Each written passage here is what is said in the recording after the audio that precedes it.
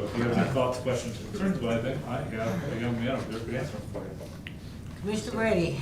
So the vehicles that are used in the operation of the wastewater treatment plant are separated from the actual capital of the wastewater treatment plant itself? Correct. Correct. All the vehicles that are funded through the equipment rental rates are in the equipment section. Okay. So what you're seeing here by the wastewater fund. We're continuing, I know last year we were able to see the availability to mow and have DPW take over mowing within the and we're continuing to look for opportunities to share resources amongst ourselves in that, in equipment that way too, right? Problem is, we did such a good job last year, there's only so much we could cut this year. Great, well, let's keep doing it. That was a great move, and I want to keep doing it. And if you could have seen the original proposed CIP, Rob Underhill did a great job. He came in and he met with us, and he moved a lot of projects out, and he really did a really good evaluation of all the equipment. And the initial CIP, I had told them, you're removing it or I'm removing it, because this is not something that could come to the commission. And he did a great job of evaluating all that before coming to you. Yeah, one of the reasons we like working with him so much is he's such a straight shooter, and he's willing to say, no, we don't need this year, let's move that out. So if everything was front-loaded, as we have seen some of these budgets, that's when Kelly and I say, I'm not so sure about that, but he's a pretty straight shooter. Commissioner Allen. General question for wastewater treatment. What is our max capacity for that plant as far as potential growth for business or residential? So currently, the operating capacity would be somewhere in the neighborhood of about 5.5 million, which hydraulically speaking, you could push 13 million through there. Now that's not 13 million and you're treating it completely and putting it to the river. It's pushing it through the plant to the river, and it's not ending up in the basements and the streets. We've talked about a few That's a great options, answer. but they're not really, in my opinion, expansions of the plant. More like you could have a holding tank, which could then take in influence, which could then be, put through the system at a later date when the flow rate's gone down. Was it about 1 million gallons we have currently that's available for future expansion? Well, it's the old EQ tank. It was part of the original plant. They turned it into an equalization tank. A couple of weeks ago, when we were pushing 15.8 million through the plant, we did have a little bit of an overflow, partially treated. So once again, it's like you can only put so much water into the plant and treat it. You can put more water through the plant and have it partially treated, end up in the EQ tank. We fill the EQ tank, and then eventually we're spilling over. And when I say spilling over, that's not spilling over onto the ground. That's actually just running back into the pipes, and then we have to go straight to chlorine disinfection and then to the river. But from the short term, we still have capacity for further industrial growth and further residential growth. For sure. Thank you.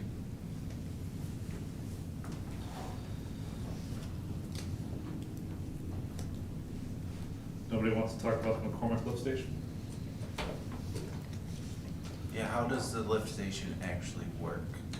That's a good question, and I think one of these days you should all visit the lift stations. Is that one below ground? Mm-hmm. Okay.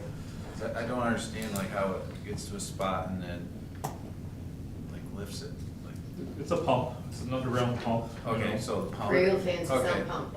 Real Yep. fancy sun pump. Because in my mind, I'm like, okay, so it comes here and then this thing comes up and lifts up a certain amount of water. So Goes back down. for everybody else in the room, gravity, will take influent sewage water to its lowest point that it could possibly go by traveling, it's 1 foot per inch or something like that. It gets to a point where it can no longer go downhill, it has to be artificially lifted up, and that's what these lift stations do. So, Ms. Wendell's right, it's pretty much a gigantic sump pump which just has to have huge capacity and backup power and all sorts of things, because bad things happen when it doesn't work. Commissioner Brady? 27, 28, there's a sludge tank, and then 28, 29, there's a sludge tank repair. Are there 2 sludge tanks? We currently have 4 sludge tanks. Okay. So there's gonna be some recoating and repair of the current ones, and then there's gonna be an additional tank. It's gonna be added. So that's the one that just says sludge tank, that's an additional, take our number up to 5. Correct. Okay, and then some work done on some of the other Yeah, ones. there'll be some coatings that need to be done and some concrete repair. Okay, nothing else? Let's go to water, 163.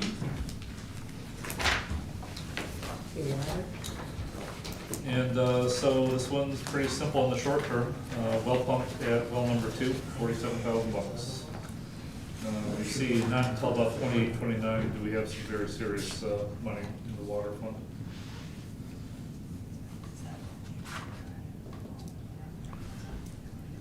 Commissioner Brady. Are road projects planned for Birdland out in 28, 29? So I don't know where the water pipes are out there, Mr. Slusher. Are they underneath the road? Yeah, so it sounds like that might be part of what these projects are. Because if the pipes are underneath the road, obviously the road would have to be fixed or repaired after the pipes were fixed. Okay, I don't see them on there. Don't see what. Like, but the Birdland roads aren't on Audubon Park?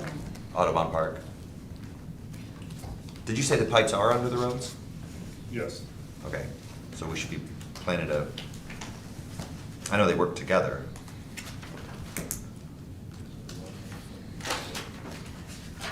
So if the road, let's use First and Second Street as an example. Okay, so those roads were identified as needing to be redone, correct? And as part of that process, they've identified that there's water and sewer lines that need to also be done. So you will find that entire project in the local street category, correct? Mhm. And then when you look at the funding breakdown, you will see the portion that is water and sewer. And it will be paid for by the water and sewer funds, not by the local road fund.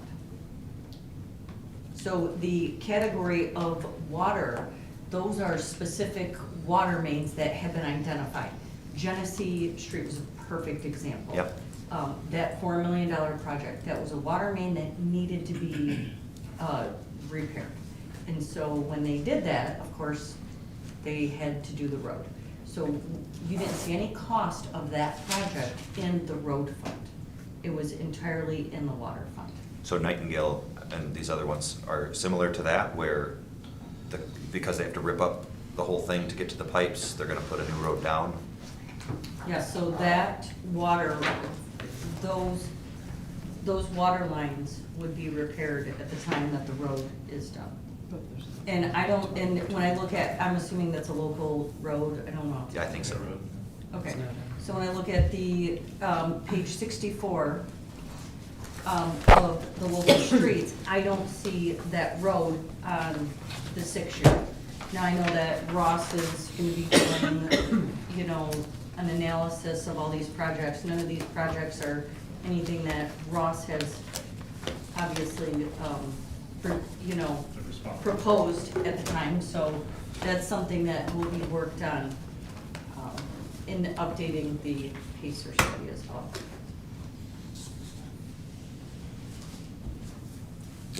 I think that answers my question. Does anybody else, yeah? On that? Does that make sense? They're gonna redo the road when they do the water project? Okay. Yes. Just don't dig up those roads, don't dig those roads up and fix it and then just pack dirt back on down it. Oh, no. We've done that a few times already out there. Yeah. You do not like that, but it does happen in some It does happen from time to in time. areas. Yeah. Mr. Okay. Edwards, you I was just gonna say, I ride my bike back there sometimes and those neighborhoods are in bad, the roads are in pretty bad mentioned. Yeah, they are. So I'm actually pretty happy to see that we're gonna be investing in that neighborhood. Would that necessitate a special assessment? It depends on what happens with the falls areas. If everything was the way it was right now, would those houses get specially assessed when we redo the pipes? So if it's done entirely based on the water underneath and not the road itself, then I don't think so. The special assessment policy is about roads. Did you get a special assessment they did next to your house? No. Because it was a water project, right? I was So it under would the be the same same, thing. I was under the Right. understanding it was grants also, which obviously would put with it. But I didn't know if I didn't know if there was overlap, and that's why. Different funds. That project was funded almost completely by grant.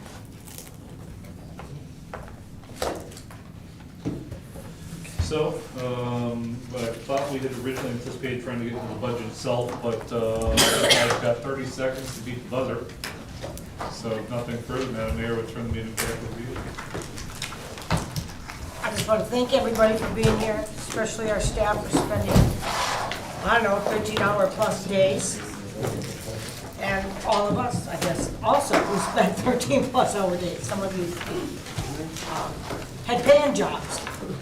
So, I got $50 for this. paying jobs during the day from another employer. Okay, so with no further business being on the agenda tonight, I believe we've talked quite a bit. I am going to adjourn this evening's meeting, and we will see you April 24th, whatever next Thursday is, 21st. Monday. Well, yeah, but I'm not for the budget, regarding the budget. The 28th. 28th. I thought it was the 24th. No, Make sure it's 24th. 4 I'm p.m. sorry. Thursday. I was gonna say, there's a. Thursday. I was right the first time, April 24th, for the remainder of the We'll send out budget. emails. We better, because we're all confused now. Thank you so much. Good night.